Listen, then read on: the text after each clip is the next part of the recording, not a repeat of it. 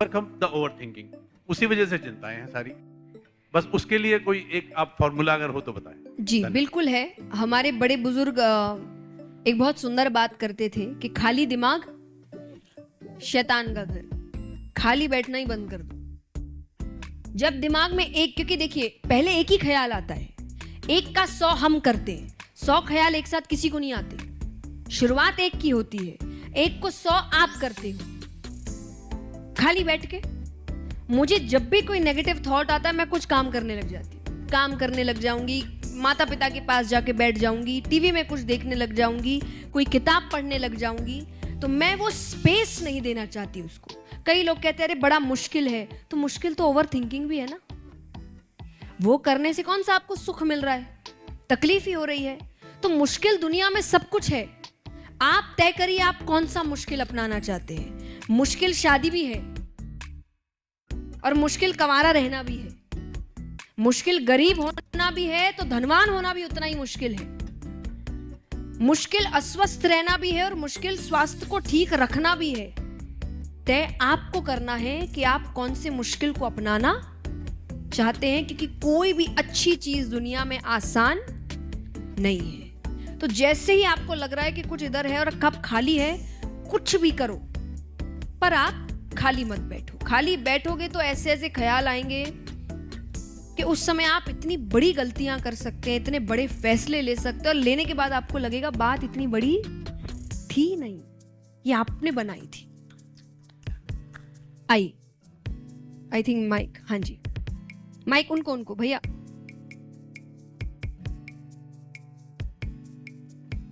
राधे राधे दीदी। राधे राधे। मेरा ये क्वेश्चन है, आपकी जो बुक है इट्स ओके, उसमें एक चैप्टर है it's okay to be struggle.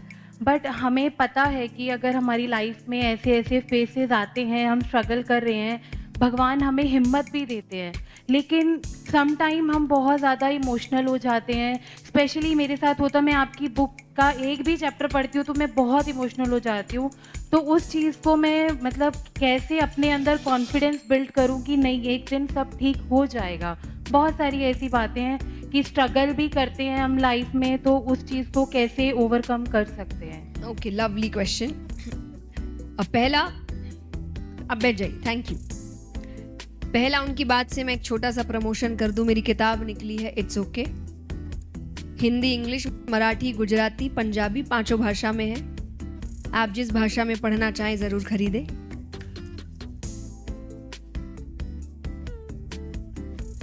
अब जो आपने क्वेश्चन किया, सबसे पहली चीज तो हम ये क्यों सोचते हैं कि इमोशनल होना वीकनेस है। अच्छी बात है, बातों को अपने अंदर रखना वीकनेस है, क्योंकि जितना अंदर रखोगे एक ना एक दिन वॉल्केनो फटेगा और फिर वो ज्यादा बड़ा फटेगा। वही छोटी छोटी चीजें बाहर निकल जाए तो व्यक्ति बहुत हल्का हो जाता है, लाइट हो जाता है। कई लोगों को रोना बहुत वीकनेस लगती है, और आप मुझे देखकर क्या सोचते होंगे, मैं वीक हूं कि स्ट्रांग हूं? स्ट्रांग। मैं हर दूसरे दिन रोती हूं, हर दूसरे दिन कुछ भी छोटा सा हुआ मेरे आंसू निकल जाते हैं। बट वो आंसू 5, 10, 15 मिनट के हुए, मैं फिर काम पे लग जाती हूँ, क्योंकि वो इमोशन बाहर आना जरूरी है। जो उसको सप्रेस करके रखता है वो एक्चुअली में स्ट्रांग नहीं है, वो ज्यादा वीक है, क्योंकि उसको डर है कि अगर मैंने अपनी वल्नरेबिलिटी बाहर दिखा दी, सामने वाला क्या कहेगा। मुझे नहीं फर्क पड़ता क्या कहेगा, मुझे अपने ऊपर काम करना है, और अगर मुझे काम करना है तो उस इमोशन को बाहर लाना पड़ेगा। तो स्ट्रगल आसान नहीं होता।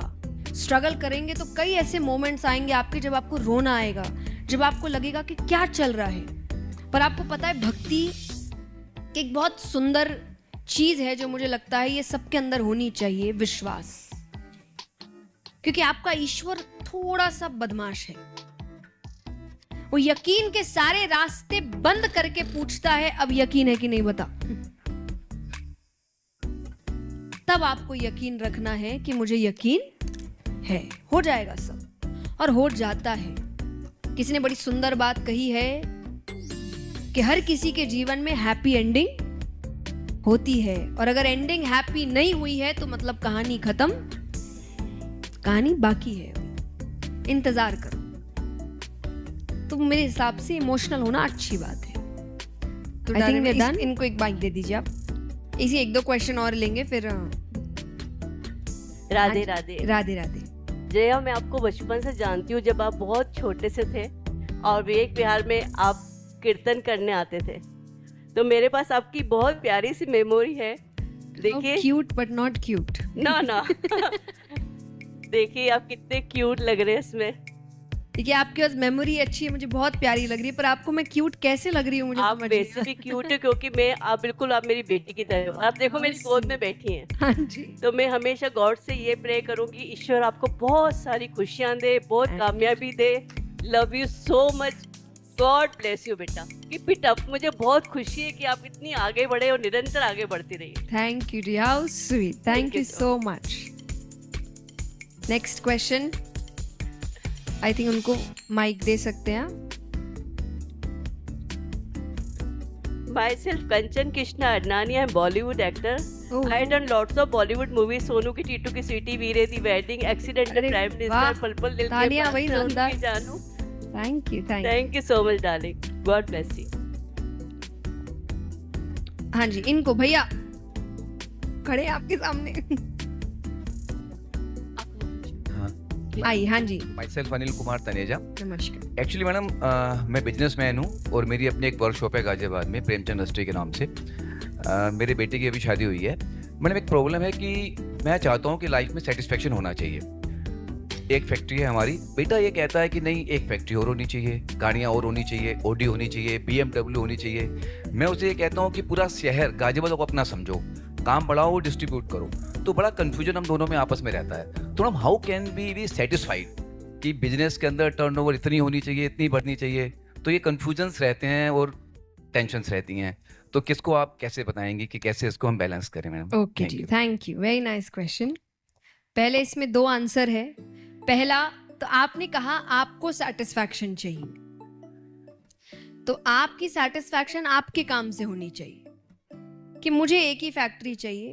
अब वो जिंदगी बेटे की है, बेटे को एक और फैक्ट्री चाहिए, आप उसको बोलो उसके लिए मेहनत तू कर, मुझे मत परेशान कर, मैं एक में खुश हूं, है ना? तो क्योंकि हमें सेटिस्फैक्शन सिर्फ अपने काम से होनी चाहिए।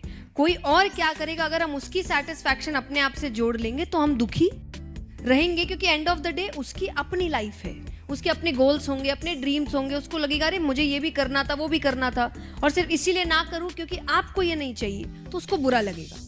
तो पहला ये। दूसरा, आपने जो बात कही कि उसको ये गाड़ी चाहिए, वो गाड़ी, मैं इस चीज़ के कभी खिलाफ नहीं होती कि हमें ज़्यादा चीज़ें चाहिए, बिल्कुल लेना चाहिए। मेरी किताब में ये भी चैप्टर है कि it's okay to be materialistic या it's okay to be ambitious, but I always say कि एम्बिशियस होने का मतलब या मटीरियलिस्टिक होने का मतलब अक्यूमुलेशन नहीं है, इकट्ठा करना नहीं है, इंजॉय करना है। आपको गाड़ी चाहिए, आपको BMW चाहिए, खरीदो, पर बैठो तो।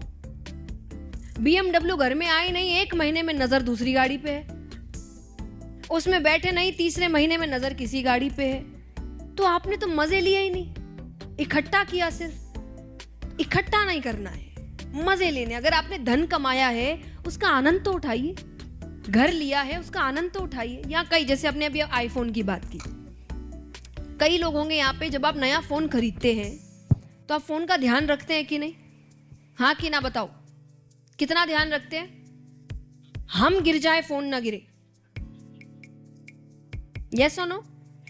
2 महीने बाद आप उनके फोन को देखिए, 2 महीने, सिर्फ 2 महीने में एक ना एक स्क्रैच मिलेगा आपको, खत्म सारा क्रेज।